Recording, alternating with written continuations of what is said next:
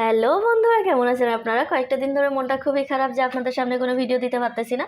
আসলে হাতে কোনো ভিডিও ছিল না এবং বাইরেও যেতে পারতেছি না যে কয়েকটা ভিডিও নিয়ে আসবো। তো হঠাৎ করে খুঁজতে খুঁজতে পেয়ে গেলাম আমার পুরনো একটি ভিডিও।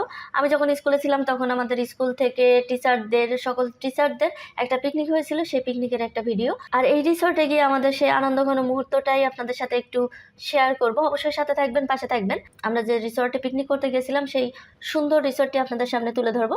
কে কে গেছেন এই সুন্দর রিসোর্টে অবশ্যই জানাবেন। এটি হচ্ছে পটিয়াঘাটের ভিতরে Sea Pearl Sundarban eco resort, যেটি অনন্য সুন্দর একটি রিসোর্ট এবং ওর জায়গাটা অনেক বড়। এই হচ্ছে আমাদের ঈশা ম্যাডাম। হ্যাঁ, উনি সেজেগুজে আসেন নাই,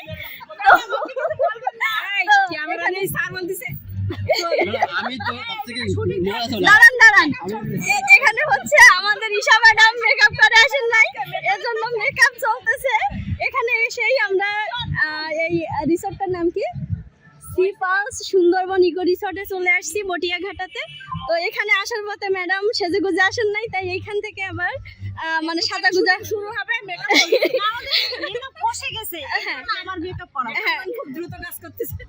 হ্যাঁ, আমাদের মেকআপ ম্যান আছে মনোয়ারা ম্যাডাম। তিনি খুব মেকআপ করাইতে এক্সপার্ট। খুব কম সময়ে অল্প টাইমের ভিতরে তিনি মেকআপটা করায় ফেলবেন আশা করি। আর এই হচ্ছে আমাদের সবার প্রিয় প্রণব স্যার। তিনি না থাকলে আসলে আমাদের ভিতরে আনন্দটাই মাটি। ওনাকে খুব দরকার। আমাদের প্রিন্সিপাল ম্যাডাম। আর এই হচ্ছে আমাদের মুক্তি ম্যাডাম। এই হচ্ছে আমাদের মুক্তি ম্যাডাম। তিনি সবাইকে আনন্দ রাখতে বেশি ভালোবাসেন।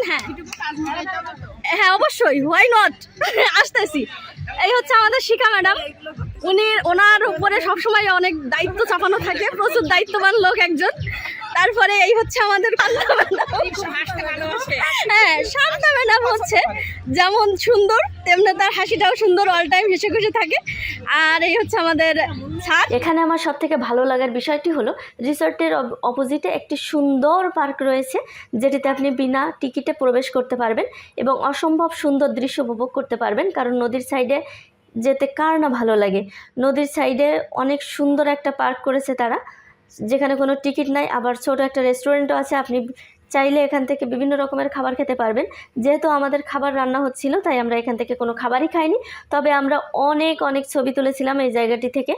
এরপরে আবার ভিতরে চলে আসলাম, আমাদের রান্না শেষ হয়ে গেছে। আমরা এখন এই রিসর্টের ভিতরটা ঘুরে দেখব। এই রিসর্টের ভিতরে অনেক বড় জায়গা, যেটা আপনার ঘুরতে যথেষ্ট একটু টাইম লাগবে, কারণ যথেষ্ট বড় এর ভিতরে জায়গা। অনেক জায়গা থেকে এখানে পিকনিক করতে আসে। অনেক বসার জায়গা, সাইড দিয়ে অনেক বসার জায়গা করা। মাঠের ভিতরে দেখে একটা ঘোড়া বাঁধা। আমরা চাচ্ছিলাম যে সবাই একটু ঘোড়াটাকে ধরবো, সবাই একটু ভয়ই পাচ্ছিলাম। তো ঘোড়াটাকে নিয়ে আমরা সবাই একটু মজা করতেছিলাম, ঘোড়াকে খাওয়াই দিচ্ছিলাম। আমাদের একটা চ্যালেঞ্জ ছিল যে ঘোড়াটার গায়ে কে হাত দিতে পারে। তো সবাই ভয় পাচ্ছিল, আমি ফার্স্টে হাত দিই, তারপরে আস্তে আস্তে সব ম্যামরা হাত দেয়। তো যাই হোক, অনেক মজা করতেছিলাম এখানে। তারপরে আসলো আমাদের অনেক সুন্দর একটা মুহূর্ত, সুন্দর একটা সময়। সেটা হলো আমাদের সাংস্কৃতিক অনুষ্ঠানের সময়, যেখানে আমাদের বিভিন্ন স্কুলের ম্যাডামরা অনেক সুন্দর পরিবেশনা উপস্থাপনা করেন। তারা অনেক নাচ গান করেন। সবগুলো ভিডিও এখানে দিতে না পারলেও অল্প কিছু ভিডিও আমি এখানে অ্যাড করতেছি। আমিও সবার রিকোয়েস্টে ছোটোখাটো একটু তাদের সাথে নৃত্য করার চেষ্টা করলাম। তো যাই হোক, অনেক সুন্দর সময় কেটেছিল, অনেক মজা করেছিলাম সবার সাথে।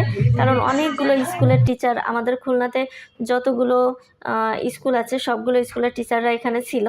তো সবাই মিলে অনেক মজা করার পরে তারপরে আসলো আমাদের খাওয়ার পালা। খাওয়া দাওয়ার পর্ব শেষ করে আমরা চলে এলো আমাদের খেলার পর্ব। তো খেলার পর্বর ভিডিও আমি রাখছিলাম, কিন্তু কোথায় চলে গেছে আমি জানি না, ভিডিওগুলো আমি পাচ্ছি না, তো সেখানে অ্যাড করতে পারলাম না। এখানে অনেক পুরস্কারের ব্যবস্থা ছিল, অনেক খেলার ব্যবস্থা ছিল। তো যাই হোক, আজকের মতন এখানে বিদায় নিচ্ছি। টাটা, বাই বাই, ভালো থাকবেন সবাই।